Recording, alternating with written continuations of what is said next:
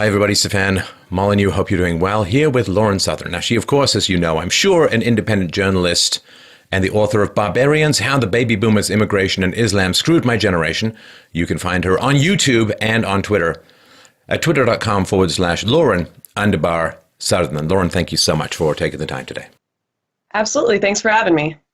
Of course, it's a grim topic, but we need to stare at it as what's going on currently in South Africa and, I guess, address people's concerns about the declining population of whites in the West compared to other cultures, other races, other ethnicities, other religions, for a possible glimpse what happens when whites slide into the minority. So where did you first hear about what was going on in South Africa, and what piqued your interest most? It was probably about a year ago. I started kind of hearing whispers online, nothing in the mainstream media, nothing on the news. It was just kind of tweets here and there, people saying, Lauren, you got to check this out. You got to check this out. Murder here, massacre here. And I just little whispers of a growing problem in South Africa. And I decided to contact someone you actually have had on your show before, Simon Roche, the head of a group called Sightlanders, who are the largest non-military defense force in the world, I believe. And I planned to go 9 months ago to South Africa, but something came up and I wasn't able to. But I actually think that was kind of fate, because later on I ended up getting a awesome film crew, these two lads named George and Kalen, who were able to come with me this January and film just some beautiful stories, some very sad stories, but excellent quality, excellent film style, and a full documentary that we're doing in South Africa. So it was about a year ago that I heard about this, and it's just been kind of ramping up as we go. It's been really accelerating the problems there, the government rhetoric, the murders, but we'll get into that, I'm sure.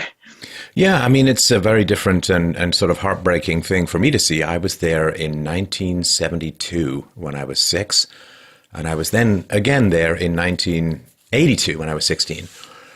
And it was one of these places, and it seems to follow this general pattern in the world that the better the climate, the worse the politics. It's just kind of this horrible trade-off that you have to have. And it was relatively safe, although it was a jumpy white population. Whites, I think, at the moment are, 8% of the population? Yeah. And you do have this problem of violence and tribalism and a massive amount of hatred towards whites, which is more common, I think, than people think around the world, and all of this coalescing into a pretty horrendous situation where whites are trapped either because they can't get out, they can't get their money out, or because they feel, of course, in the case of the farmers, tied to the land and to their traditions and the history of their people.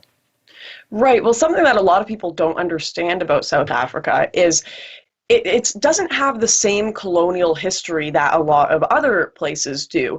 The whites, when they came there, they were the Dutch. Hundreds and hundreds of years ago, they settled on, I believe it was the west side of the Great Fish River. And the only people there before them were this native kind of group, the San and the Khoi people, which today, they're not the politicians in South Africa. They're not the ones who really own the land. In fact, if you speak to a Bantu black person, that's the majority of the black South African population, they see the San and the Khoi people as just a sub-race. Like, they don't even see them as, they just like make fun of them. They're very racist towards them.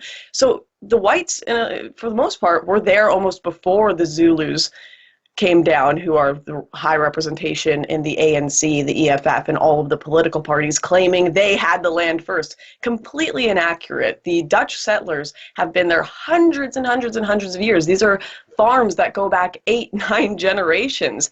They are very tied to that land. And now you've got, if people don't know, it's Nelson Mandela's party, the ANC. They are saying this whole kind of Black Lives Matter-esque rhetoric, but they're actually running the government in South Africa. This land belongs to us. It is ours, the black South Africans. So you have to give it to us. And they're actually going to be taking white land without compensation. They announced that while I was on the ground in South Africa. The leading government of the country has said that now. Well, Despite and this is this is the horrifying thing. And it is one of these great tragedies that the facts of history don't seem to matter two polarized groups at all. It is more a mythos that justifies exploitation and often violence, because when the Bantus came down from the north, they virtually wiped out the native population. But when the whites were in South Africa, as the whites are in South Africa, the population of blacks went up enormously, like multiplied 2, 3, 4, 5 times, which is not at all the case with when the Bantus in particular expanded. They would often wipe out or drive out the local population. So it is one of these things where the history doesn't really matter, because there is a hatred, there is a greed, and there is, of course, a massive resentment that's often stoked by the international community about the challenging situations in South Africa with regards to apartheid, with regards to intertribal conflicts, with regards to the IQ problem in sub-Saharan Africa. These are not easy things to solve, but everyone's just like, well, one person, one vote, everything's going to be great. And I remember even at the time having these unbelievable arguments in the 80s and the 90s saying that it is not going to end well. If you think that the mere extension of franchise is going to produce paradise, you are sadly mistaken. Yeah, it's this two-prong issue, and you're totally right when you say the international community has really hurt things as well by perpetually bringing forward this narrative of Black oppression and white supremacy. Whites are privileged, so-and-so, especially in a country that is so inclined to Marxist philosophy. The ANC, I was shocked to see, like, all the people in government, most of the people there, they're all Marxists. They all believe in this classist thing. They're very jealous, very hateful towards people who have, and then they're also very hateful to people who don't look like them.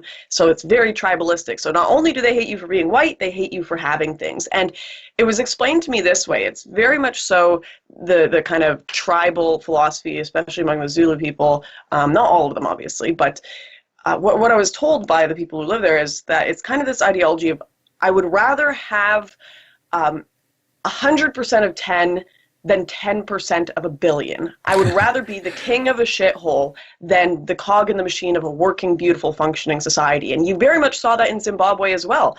They must know in South Africa that if they get rid of all the farmers, if they get rid of all the food, if they get rid of all of these really hardworking people, their economy, and it's really going to hurt everyone. It's not going to be as great of a country as it was before, but they'll have the land. They'll own it. It'll be theirs, and there won't be someone above them, because that's what causes so much of that hatred and anger and vengefulness. They don't like white people having property. They don't like them being successful. They don't like them being white.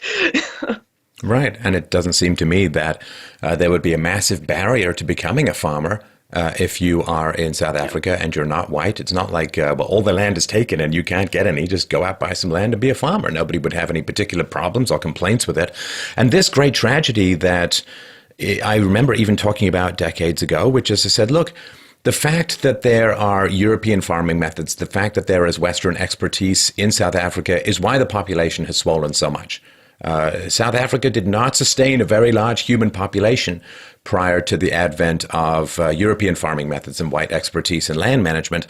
And so the population has risen largely as a result of the land being concentrated in the most efficient hands. And those hands are just often white for reasons that I've talked about in the show many times.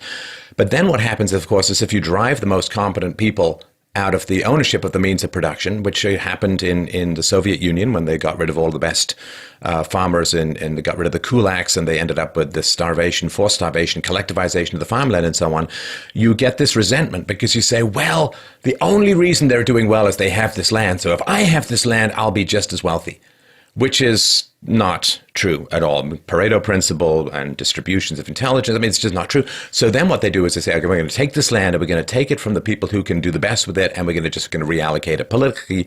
And then this huge population that South Africa, in a sense, was never designed to sustain is going to drop. And this brutality that is going to occur, this infighting, and of course then a massive exodus to Europe and to other places, it is a worldwide disaster. And people who think there's some magic wand to fix it are sadly mistaken. But I guess for a lot of the international press, complexity and difficulty and subtlety are a little bit outside their ken. Yeah. And I thought I was just going to be focusing on the murders when I went to South Africa, but this is there's so many aspects to this problem. And it's interesting that you bring up farming. Or the farming methods rather. I spent about 8 hours driving through the Black tribal homeland. So this is land that only Blacks are allowed to own. You can't own it if you're white. And one thing that was really striking and that we were being told about was in a lot of these farming areas, they will over-farm the area because they don't understand a lot of the methods and how it's been done. And it's not just a problem of the land isn't being used to its maximum capacity. They're actually ruining the land for good. If you over-farm it, there were these huge canyons of corroded land that had been over-farmed that just becomes a pit in the ground that can never be used again. It just destroys the land there. So you've got white farmers that are going to have their land taken away from them, that they know their children are going to be hungry because of these policies. They know that their friends, Black and white, are going to suffer because of these policies. So what they're doing is, even though they're unfairly having their land taken away from them, they're desperately trying to teach the tribes people around them, the workers they have on their farm, how to do the farming properly. Even though they know it's going to be unfairly stolen from them, they're trying to save the country. These white farmers, they're really trying hard to teach their workers how to properly farm these lands. But I don't think the teaching is going to happen fast enough. I don't think that the proper people are going to be given the land. I think the government's going to be completely incompetent in that regard, as they have in every other regard in the country, which is why the Western Cape is running out of water, which is why they have an energy crisis, which is why they're going to have a food crisis like Zimbabwe. It's horrific what's happening there on all levels. So you can't own land if you're white in certain areas. Yeah. Now that seems important. I mean, can you imagine? And you made this point, of course, and we'll get to that in a second. But imagine if some politician was unjustly proposing some land scheme in the West where you couldn't own land if you were Black. I mean, people would go insane. But because it's anti-white racism, it's not commented on at all. And I tell you, I'm getting pretty goddamn sick of it. Have you ever heard of something called Black economic empowerment? I certainly have. It seems to be pretty much affirmative action and reducing whites to a proportional percentage of workers, and it is horrendous. So I want people to imagine if the NBA enforced a policy, white economic empowerment, where you're only allowed to hire the exact percentage that is represented in the population. So you can only have 13% Blacks in the NBA. And the rest has to be white because that's what the population is. That is actually what the government is implementing in South Africa right now against whites. You can only have 8% white workers in your business if you want a government contract. So they've contracted all of these energy companies, these hydro companies, and then they've told them, we will cancel your contracts if you don't reduce your white workers to this 8%. So all of these companies have done that. And you've got all of these white people now, and they're actually living in what they call white squatter camps or white refugee camps because they can't get jobs.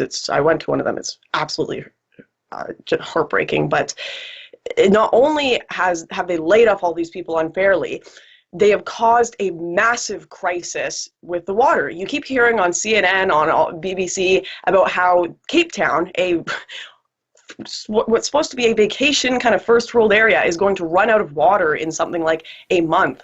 But they don't talk about why that's happening. They don't talk about the fact that they've laid off all of these white engineers and experts and they can't fill these positions, and that's why they can't pump the water out of the ground. That's why they can't find solutions to these problems.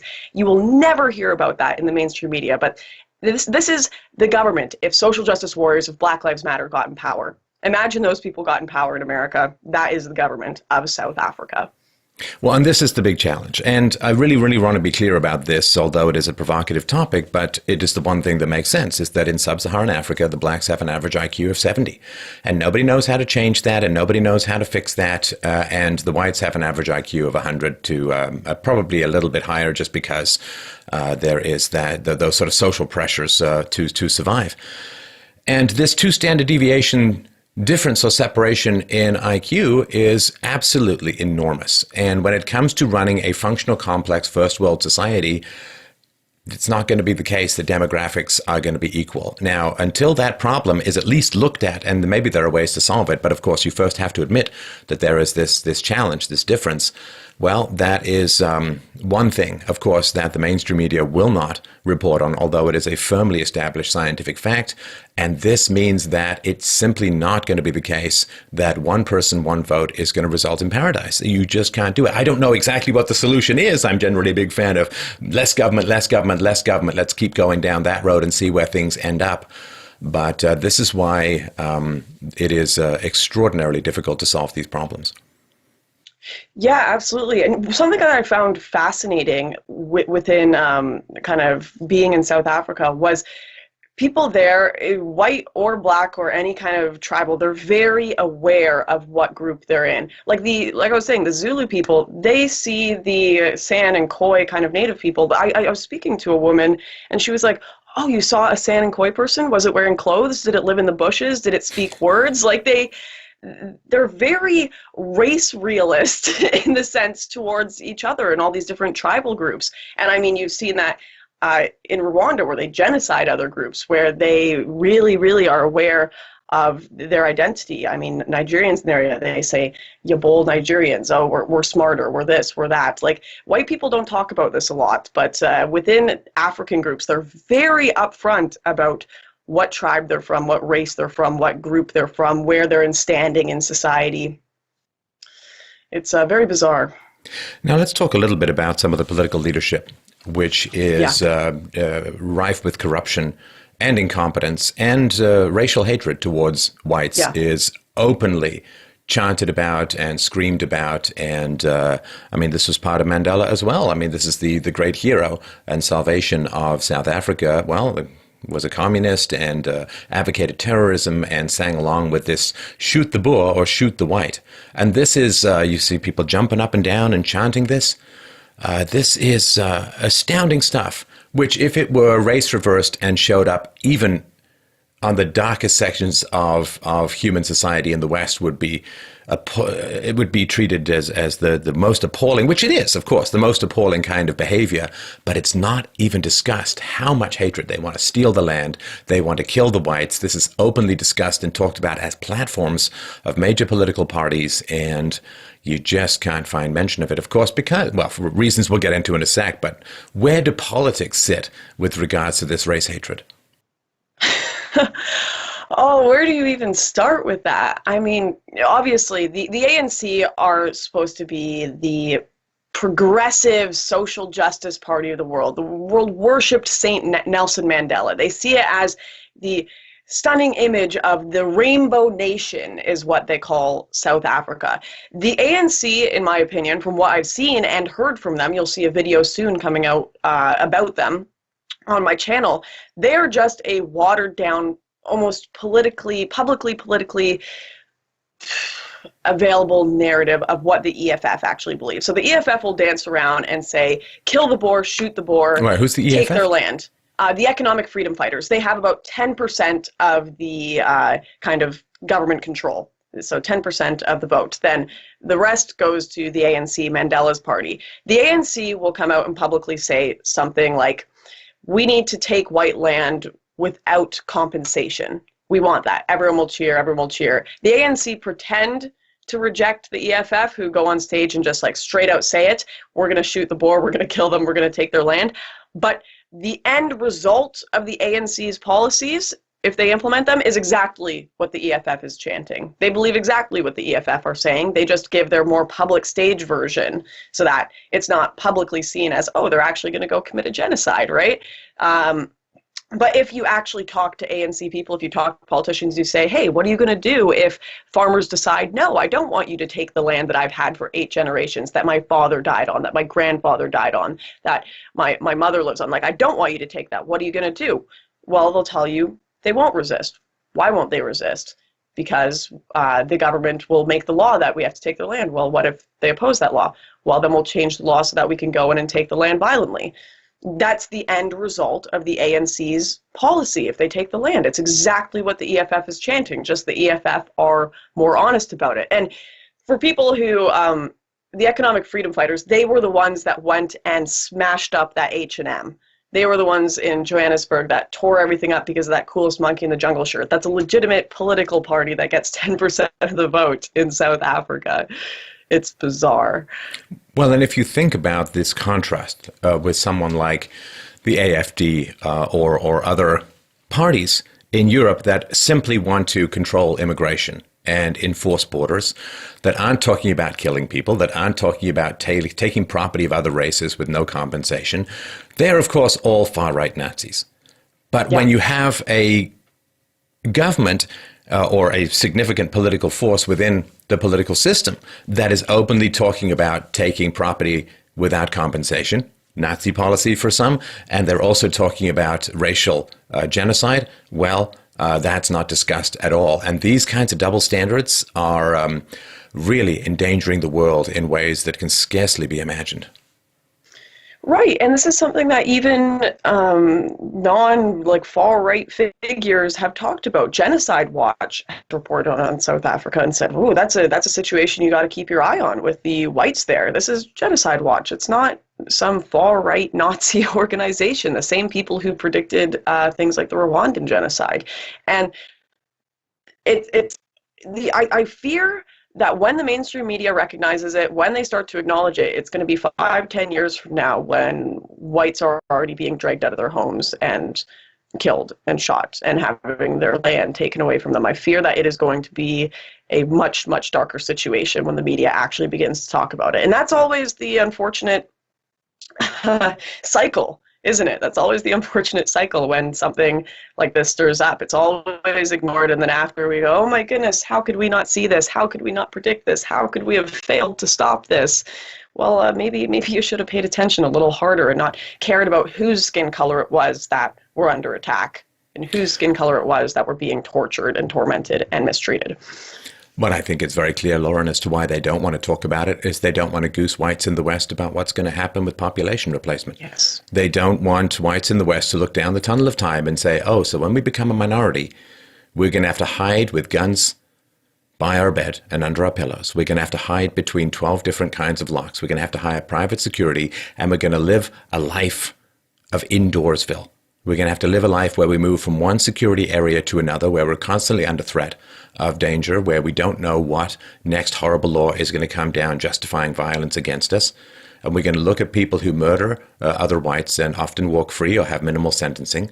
And they don't want to scare the whites in the West with what happens when whites become a minority in a highly aggressive and tribalized world.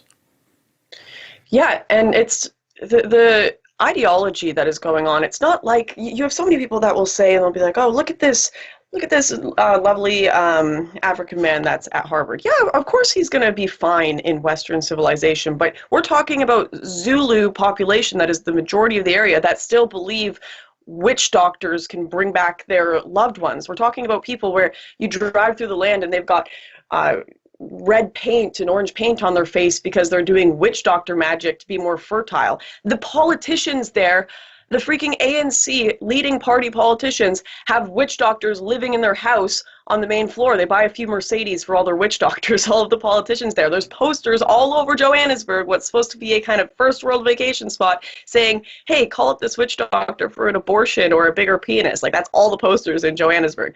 This is not a situation of highly assimilated, top of the population Africans that come over to Canada or America or Europe during kind of the beginning of immigration. That is not the situation. It's a situation of a very aggressive, tribalistic world where, yeah, you're right, it's absolutely depressing. Every house, normal civilians living in Johannesburg, what's supposed to be this first world area, they have to live with barbed wire fences, electric fences, gates over their window, gates over their doors, guns by their bed. That is just, you live from gated community to gated community in Johannesburg. And I only was there for a little over 2 weeks, and I felt that fear. I'd go to bed with a can of pepper spray beside me when I slept in the farmhouses because I was really afraid. You're not necessarily going to get murdered immediately, but the consequences of if a crime does happen against you, it's brutal. It's brutal. And that fear is, I don't know how they do it. I don't know how they do it, Stefan. Well, they do it through gradual acclimatization. This is the great problem with this kind of social change. It's the old story of the frog in the boiling water. It happens slowly. It happens piece by piece. It happens bit by bit. And you just wake up one day and your world has completely changed. And the form of security that you had and the form of balance and prosperity that the society was able to achieve, where you had blacks. See, with South Africa, of course, it was always portrayed. I mean, you listen to assholes like Bruce Springsteen and Peter Gabriel and all these kinds of people. It's like, oh, it's terrible. No, no, no, no. You see, in the past, under apartheid, blacks were fighting and dying to get into South Africa. They were desperate. They would cross deserts. They would cross areas, savannas with man-eating lions. They were desperate to try and get into South Africa because they would get access to first world food, first world water, first world medicine, first world security and prosperity. And this was a huge issue, of course, that was not talked about, because somehow it was like, well, without the whites, it would be paradise. It's like, well, you do have other places in Africa to look at without European traditions and European leadership, and you can kind of see what happens. And the other thing, too, is that this relentless policy of the West, and in Canada's kind of important with this as well, say, oh, let's have a merit-based immigration system. Okay, well, let's talk about a merit-based immigration system. So what we're going to do is we're going to go to third world countries where IQ is not plentiful, and we're going to take the smartest people out of those societies. Yeah. And we're going to bring them here. Why? Because they'll be good taxpayers. Now, in the past, of course, people would talk about European civilizations, Western civilizations, going to Africa and scooping up the resources. Like, come on. I mean, it wasn't like that they had a huge use for diamonds and oil before the Europeans came. But the real exploitation, the real colonialization is scooping up the smartest people from third world countries, causing those countries to spiral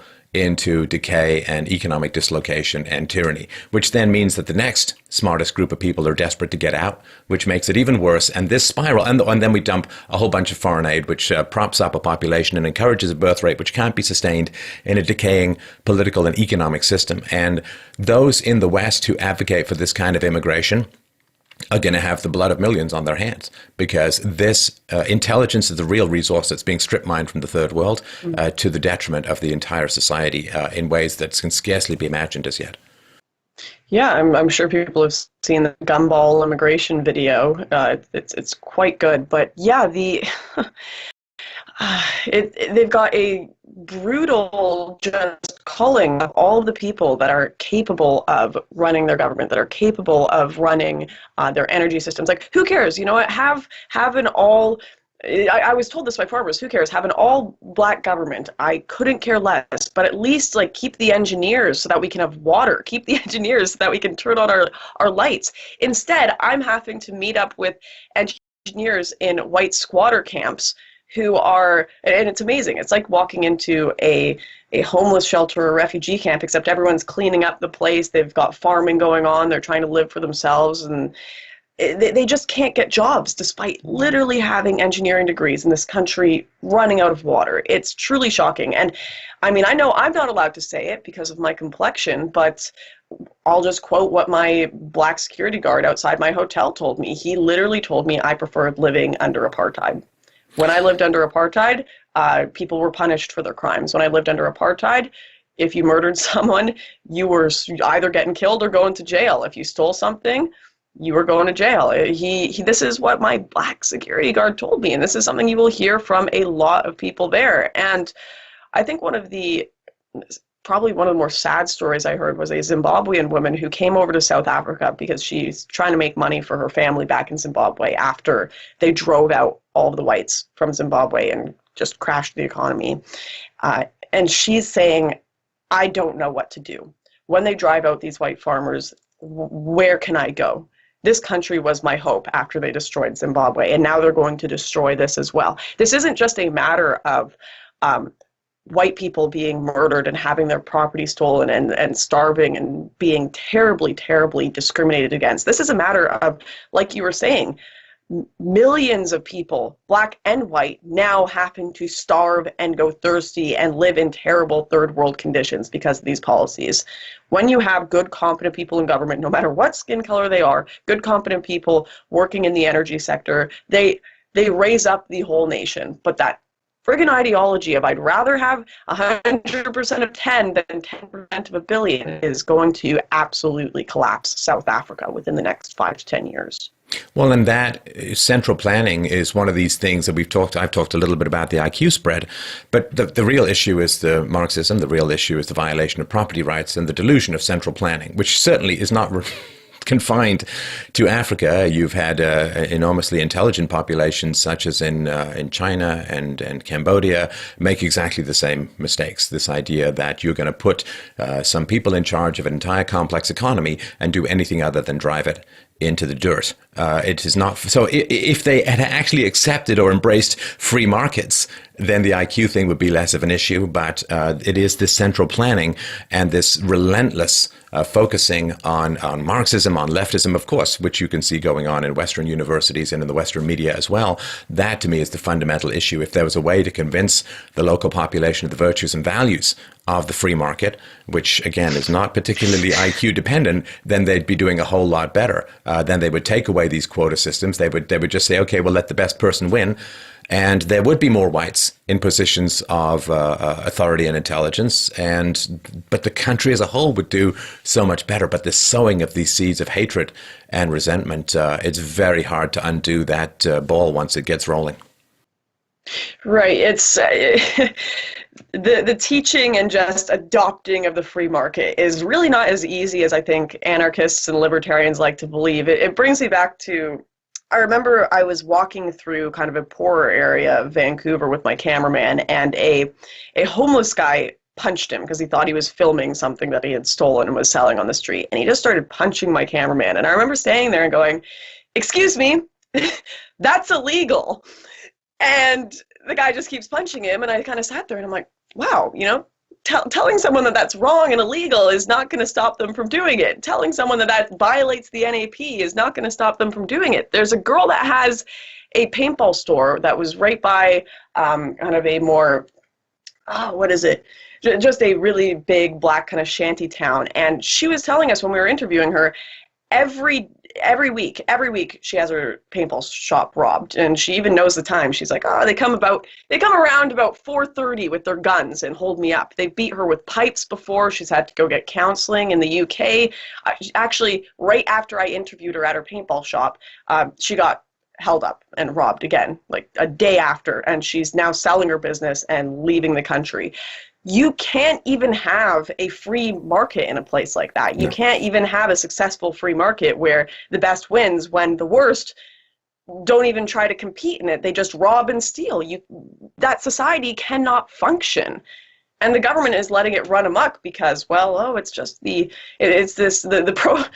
proletariat taking over the bourgeois or whatever. It's the poor people just taking back what's theirs. It belongs to them. These whites, they own too much. They create too much. It's absolutely unfair. It's an injustice. So we're going to ignore when they're attacked. We're going to ignore when they're tormented and killed, even when it's children being raped and killed. We're going to ignore it. And that's a secondary issue. Well, and of course, this blame the victim stuff is also very strong, right? Because you can be murdered and people will say, well, that's what happens when you have apartheid. Like, so if you're the minority and you're murdered on racial grounds for racial animosity, in the West, if you were a minority and were regularly being targeted and murdered, people would go insane. And the idea of blaming the victim would be incomprehensible. But of course, if it's whites in South Africa, well, you see, it's just a legacy of the horrible apartheid system. And there is either the implicit or explicit statement that they damn well deserve it. And that, again, this double standard, this use of morality to basically expand upon and let fly racial hatred towards whites, this is going to lead to a very, very nasty place. And very few people will understand all of the steps that it took to get there. They'll only be horrified at what happens. Then, of course, when South Africa starts to run out of money and starts to run out of water and starts to run out of medicine, then all the people in the West are going to say, you know what we need? More foreign aid. You know what we need is to take refugees. And it's like, well, what about the whites who are there right now, who are being targeted in not even the first steps, but intermediate to late steps of a genocide? The whites who are being targeted there for their race, for their ethnicity, for their language. Why can't they be refugees? Why can't the whites be airlifted out and given a place of sanctuary? I'm sure a lot of people, I've talked to people in South Africa desperate to get out. It's very hard to get out at all. Why can't they? Because they're not refugees. They are being targeted for genocide, but it's their own damn fault, according to a popular narrative. And that is some cold-blooded shit, I'll tell you right now. And if it's not a matter of it's your own damn fault, which people will say publicly, then it's being covered up. The government has stopped collecting data based on race as of the early 2000s, I believe, so they can't even show that these brutal murders are happening disproportionately to whites. And secondly, they are covering all of these murders up as burglaries gone wrong. That is what is being recorded by the police, that is what's being recorded by the government, and that is what is being reported by the media.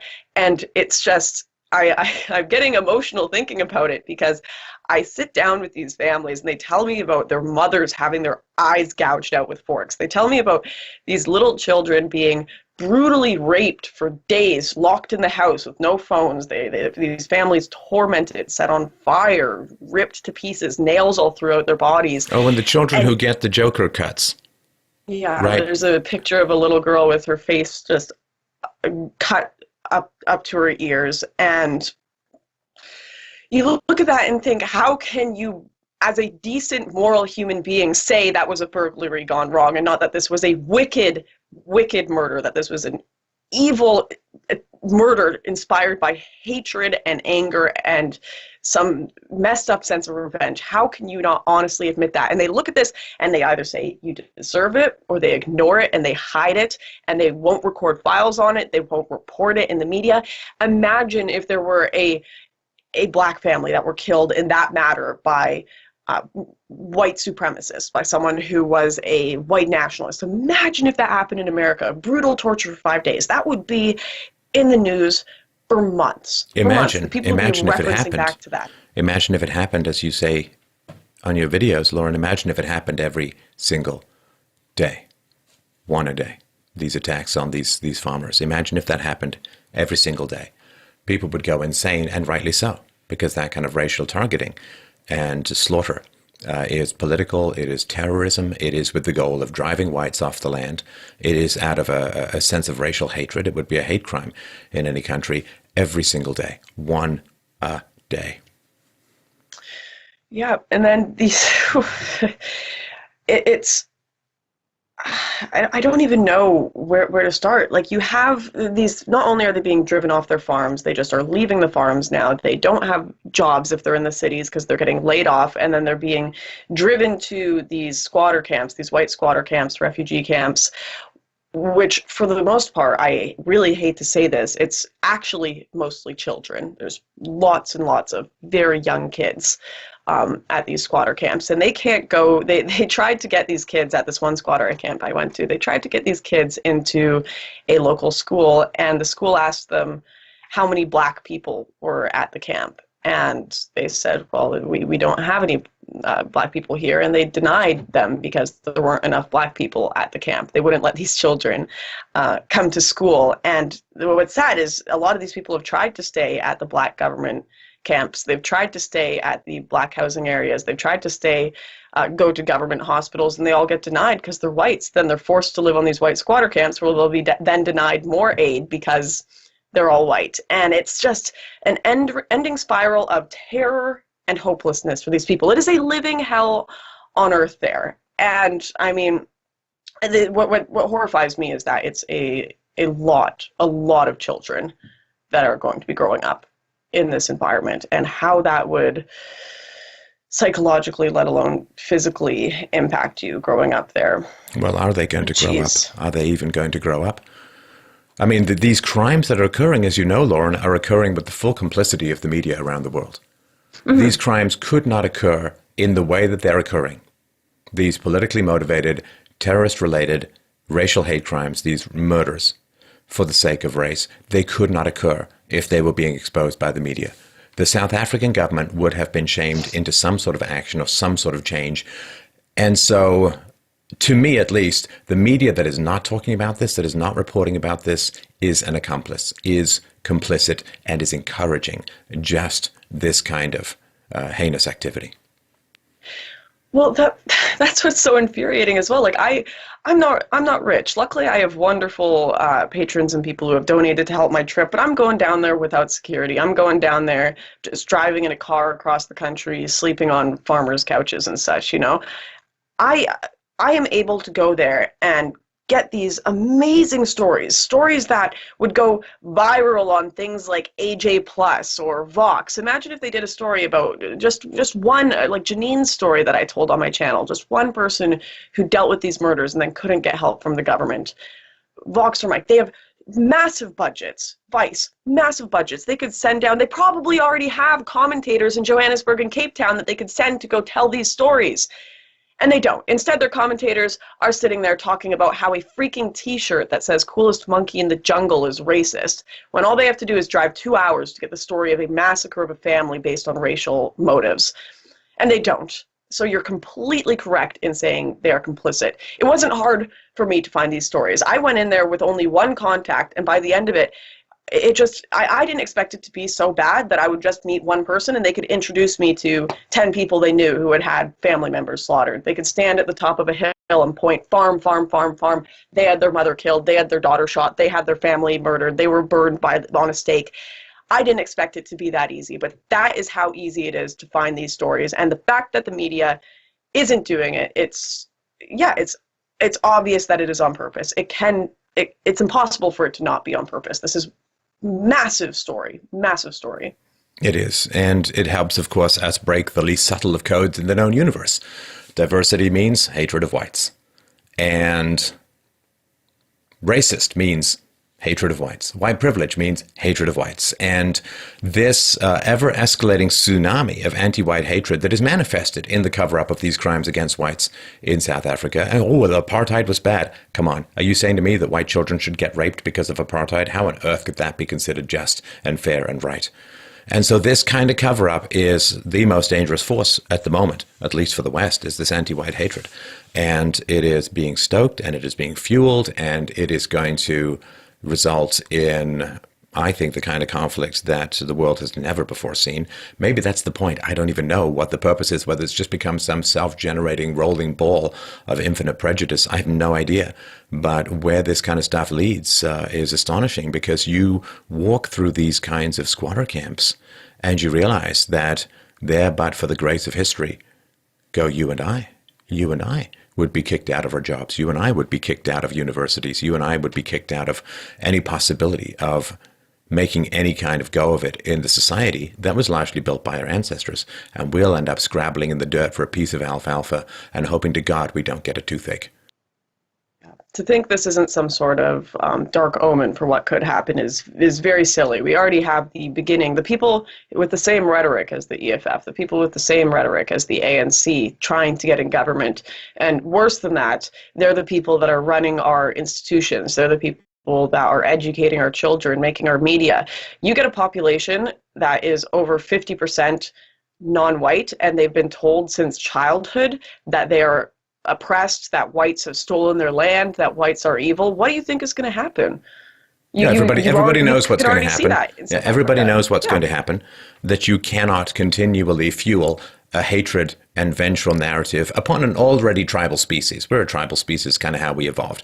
Everybody knows exactly what's going to happen, and this is why nobody is innocent who pursues this narrative. Nobody is innocent who ignores counterpoints to this narrative. Everybody's going to have blood on their hands, and the blood is going to be virtually bottomless, because everybody knows where this goes. And this is not even our theory. This is well documented, that you dehumanize and stoke up hatred against any racial group, that is going to spill out. That is the nature of our species. We are competitive, we are aggressive, and we are tribal. And if you provoke, and we saw this in Rwanda, right, where they would continually dehumanize the opposing racial group. And sometimes it's not a racial group. It can be any other kind of group. It can be gender. Sometimes it can be religion. It can be any more subtle ethnicity. You keep stoking this kind of hatred, and we will react with violence as a species. And I think everybody who's involved in this knows exactly where this is going to go. And our opportunities for slowing it down or preventing it are diminishing literally day by day.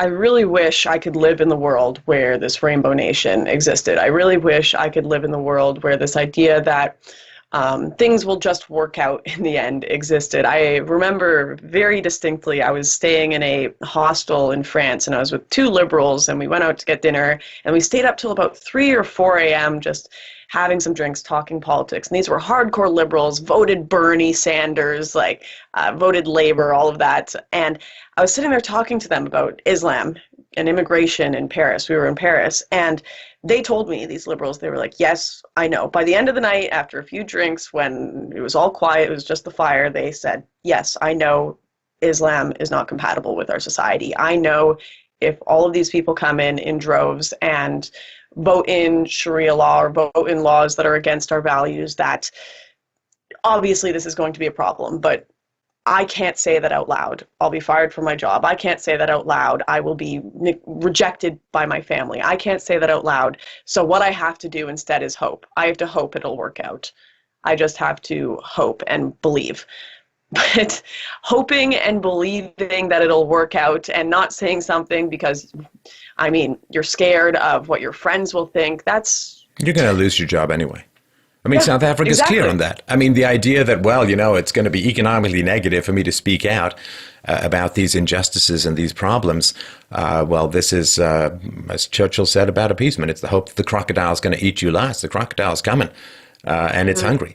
And the idea that somehow, I'm gonna lose my friends. Well, what if your friends end up in a different squatter camp? Guess what? You've lost them anyway. Well, I might be economically harmed by this. Well, if you're not allowed to get a job and you're fired and you end up scrabbling in the dirt trying to find a piece of food to eat, then you have lost your economic value anyway. So the idea that somehow crossing your fingers and hoping is going to avoid the disaster is entirely false. And the idea that you can hang on to your affluence for another 5 minutes with the certainty that you're going to lose it forever is irrational, and maybe it's just this big intelligence and integrity test that's being dangled in front of the West. Do you really care about your freedoms? Do you really care about all the values and treasures and liberties that your ancestors fought and died and handed to you with bloody fingers from shallow graves? Do you really care about them?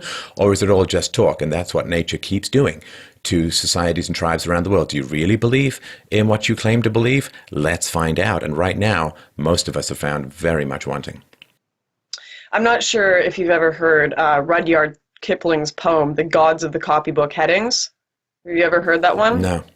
I would encourage everyone to read it after this video. Maybe even I could pull it up at some point. But the whole poem is based on when everything is thrown away, when you get rid of the gods of the market, which we've worshipped so much because the gods of the market tell us that pigs can have wings, they tell us we can have all of these beautiful things. When all of that goes away and we get a natural disaster or something, the gods of the copybook headings, the rules of life, biology, they come back with terror and vengeance. And you see that when there's a flood. You don't see the women carrying the men out of the houses.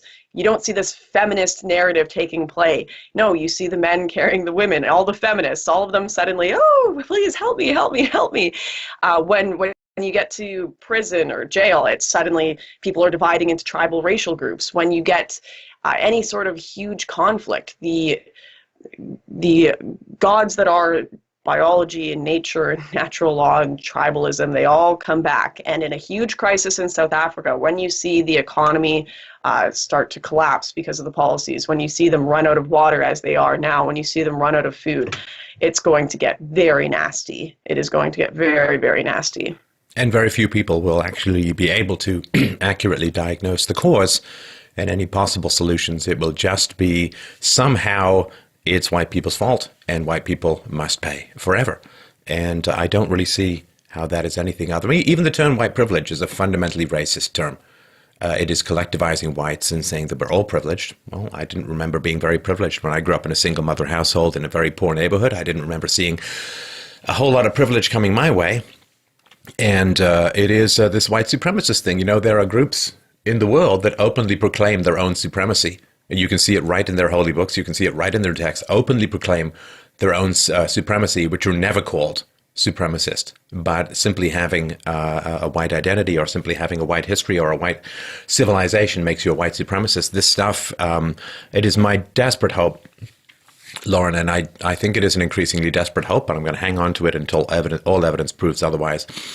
It is my desperate hope that we can push back against this escalating racial hatred of whites rhetoric to the point where I think that we can conceivably coexist if we have governments that cannot favor racial groups. Because it's sort of like when governments could favor particular religious groups when there was no separation of church and state. The religions could not coexist because they were all trying to grab control of the power of the state to impose their religion on others. Otherwise, others would grab power of the state and impose their other religion on themselves. And while we have a government that is able to fundamentally favor ethnic groups or racial groups, then those racial groups are going to be inevitably drawn towards the government to enact their will. If we have a government, and again, I know that this is easier said than done, of course, but as a philosopher, I propose ideals, not necessarily methodologies. If we have governments that cannot favor one racial group over another, if all racially aware laws are abolished, then I believe that is our best chance for coexistence, because it certainly worked with religions, which are more fervent than racial groups in some ways. But we're not even at the point of discussing that there's an issue, let alone any possible solutions. Yeah. And that's what's very scary as well is, I mean, obviously we both know the problem of open borders and democracy. If you have a democracy, even with still having borders, but the amount of immigration trickling in, you're still kind of screwed, because that voting bloc just gets more and more and more skewed. And I really wish more liberals considered what the potential backlash is going to be. If it gets, we could potentially, like you said, if we started moving in the right direction, and it's much more difficult to roll that carpet up than it is to roll it out. So we've rolled out the carpet of progressivism and open borders and such. If we start weaning that back, maybe things can happen peacefully. That's what everyone wants. Everyone wants that. But if you get to a point like in South Africa, where you've got this radical government that is extremely anti-white, that is stoking up racial hatred, that is starting to implement laws, what is going to be the backlash? What is going to be the party that comes up in favor of white people defending their interests? What is going to be the governments that come after that? Are they going to be peaceful governments, or are they going to say democracy was a mistake because it led us to this? Well, and the other thing too, if let's say that I believe that a particular dog is aggressive, and so in order to protect myself from that dog, I chain it up, I starve it, I beat it, and then the dog bites me. Do you know what I then get to say? Aha! I knew it was this way. This is the nature of this dog. And it's the same thing if you keep stripping white people of pride, of history, of culture, if you keep passing laws against them, if you keep denigrating them and attacking them and heaping scorn and hatred upon them, at some point, well, white people are going to get pissed off. And then you know what everyone's going to say? Aha, the mask slips. This is exactly, it's like, no, this is unfortunately the blowback that occurs with this level of animosity. And I wish it wasn't the case, but human beings have an innate desire and thirst to survive. And if cornered, almost every group will react with ferocity. Mm-hmm.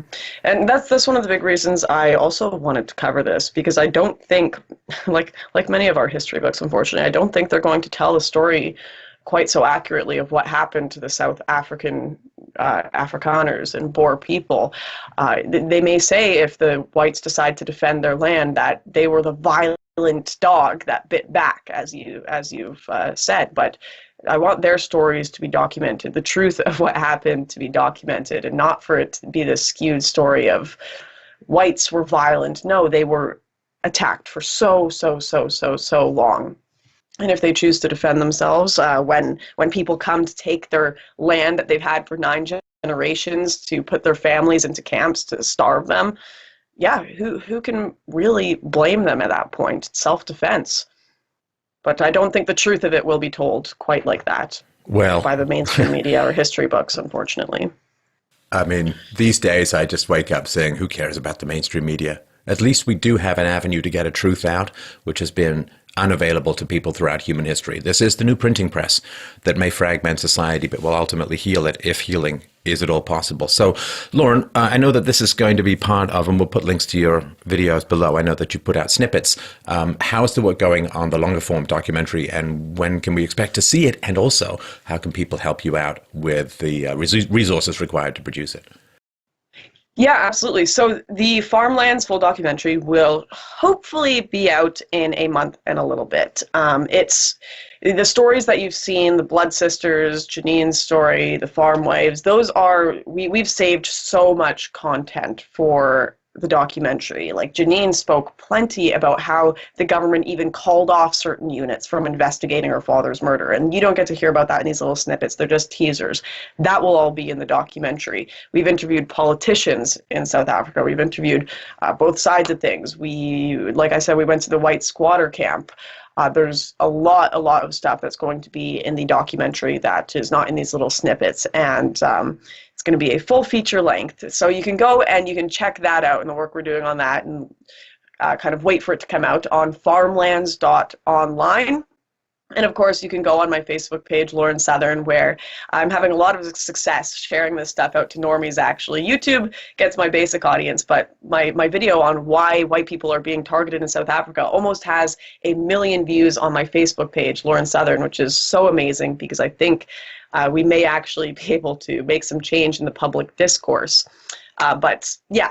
Oh, also, I did want to point this out just because I think this is really cool. The European Union European Parliament just discussed my Blood Sisters video on the platform there. One of the MEPs brought it up. So as much as there's kind of this black pill going on where, oh my goodness, we're screwed, oh my goodness, like these, like white people are going to be potentially genocided in the next 5 to 10 years in South Africa, I do think that the more people talking about this, the more people going down and reporting on this, the more videos people like you make, Stefan, on this topic, the more we are actually having politicians tune in and look at it. Maybe even Donald Trump will say something about it. That would be very cool. But don't be completely black-pilled. Hopefully share the farmland stuff, and maybe we can make some more moves in larger Well, you should only give up hope when people like Lauren and I stop talking about stuff. Right. I mean, as long as we're talking about it, you scare the picture with, you bring out like Clerk style, that diseased lung to show to somebody because they can still survive, if they quit smoking or never smoke. Right. So yes. The fact that we're talking about this stuff, the passion, it is not designed to inflict despair. Because for me, when I despair of something, I simply stop talking about it.